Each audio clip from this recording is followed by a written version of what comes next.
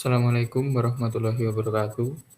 Kami dari grup A Paralel C, sesi C1, akan menjelaskan mengenai modul mikroskopi. Sebelumnya, perkenalkan terlebih dahulu, saya Dicaya Putra, NPM 90, dan partner saya Handi Ramadan, NPM 91. Langsung saja, untuk yang pertama yaitu pengertian mikroskop.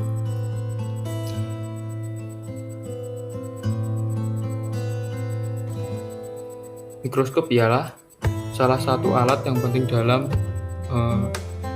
laboratorium sains, terutama biologi, di mana mikroskop yaitu alat bantu yang memungkinkan kita untuk mengamati objek yang berukuran sangat kecil atau mikroskopis, di mana hal ini dapat membantu memecahkan persoalan manusia tentang organisme yang berukuran kecil. Selanjutnya yaitu jenis-jenis mikroskop. Berdasarkan penampakan objek yang diamati, mikroskop dibagi menjadi dua, yaitu mikroskop 2 dimensi, mikroskop cahaya, dan mikroskop 3 dimensi atau mikroskop stereo. Untuk mikroskop cahaya sendiri yaitu di mana mikroskop ini mempunyai perbesaran maksimum 1000 kali. Dan untuk mikroskop stereo merupakan jenis mikroskop yang hanya bisa digunakan untuk benda-benda yang berukuran relatif besar yang mempunyai perbesaran antara 7 hingga 30 kali.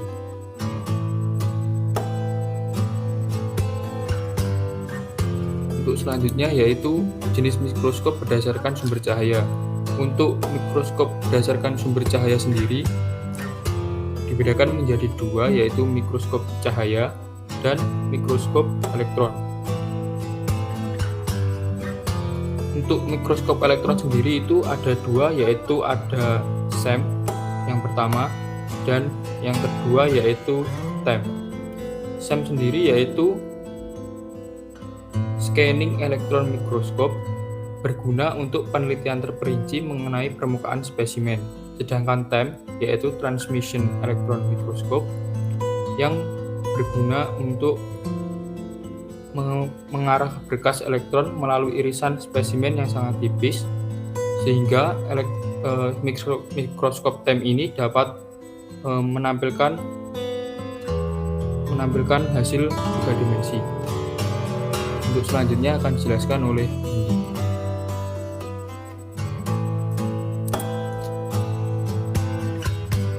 Kemudian ini adalah contoh gambar mikroskop. Untuk bagiannya yang pertama itu ada lensa okuler. Lensa okuler merupakan lensa yang terletak pada bagian atas mikroskop.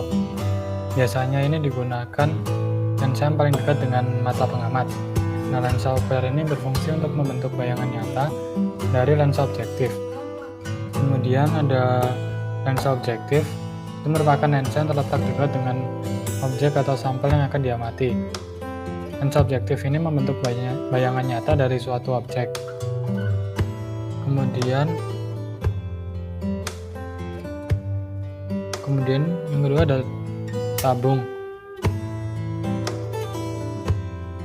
Tabung ini merupakan penyambung atau pembatas antara lensa okuler dan objektif.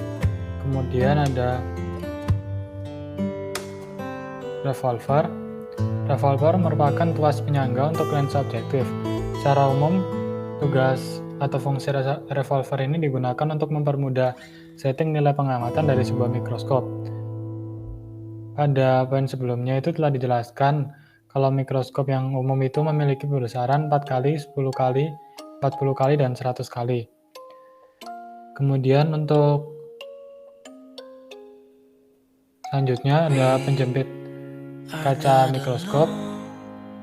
Ini itu merupakan penjepit untuk kaca preparat. Kemudian ada meja flap. Itu merupakan bidang kecil pada mikroskop yang digunakan untuk meletakkan sampel yang akan diamati. Kemudian ada diafragma mikroskop. Itu merupakan salah satu komponen di mikroskop yang terletak di bagian bawah meja preparat. Fungsi dari diafragma ini itu menentukan jumlah cahaya yang masuk atau difokuskan ke sampel. Believe that there's no limit. We are not alone. We're going home. No pain will last forever. Kemudian ada sumber cahaya lampu itu digunakan untuk memperjelas agar sampel yang akan diamati bisa dapat terlihat dengan jelas. Kemudian untuk pengatur kasar atau makrometer dan mikrometer itu merupakan tuas putar yang tersedia pada mikroskop. Nah, tuas ini biasanya memiliki fitur vertikal atau horizontal. Fungsi dari makrometer dan mikrometer ini itu untuk memfokuskan lensa pada objek yang akan diamati, baik itu secara vertikal maupun secara horizontal. 阳光终将会聚散阴霾，别怕孤单，家一直在。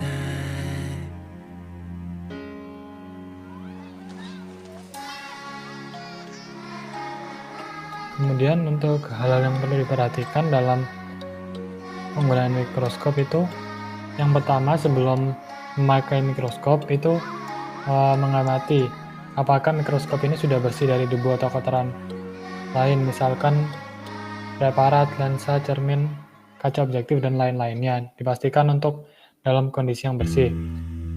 Untuk membersihkannya dapat menggunakan kain yang halus atau kapas.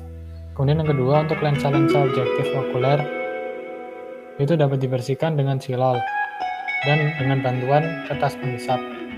Kemudian yang terakhir, setelah selesai menggunakan mikroskop itu dibersihkan kembali semua alat yang telah digunakan.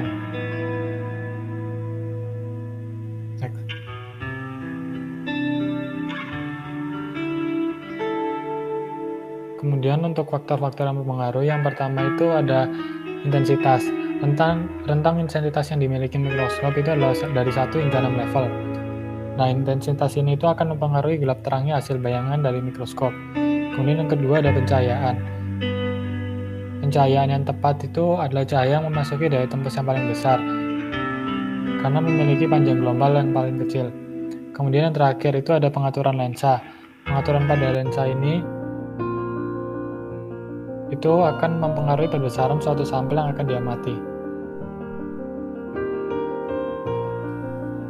Kemudian untuk aplikasinya di bidang industri, itu contohnya untuk menentukan mutu suatu produk itu dengan cara pemeriksaan struktur mikrologam dan pemeriksaan permukaan patahan atau fraktografi untuk menentukan penyebab terjadinya kerusakan. Kemudian aplikasinya di bidang medis itu untuk menentukan atau mengetahui jenis suatu virus atau bakteri yang akan diamati. Sekian pemaparan kami mengenai mikroskop. Mohon maaf apabila ada salah kata. Wassalamualaikum warahmatullahi wabarakatuh.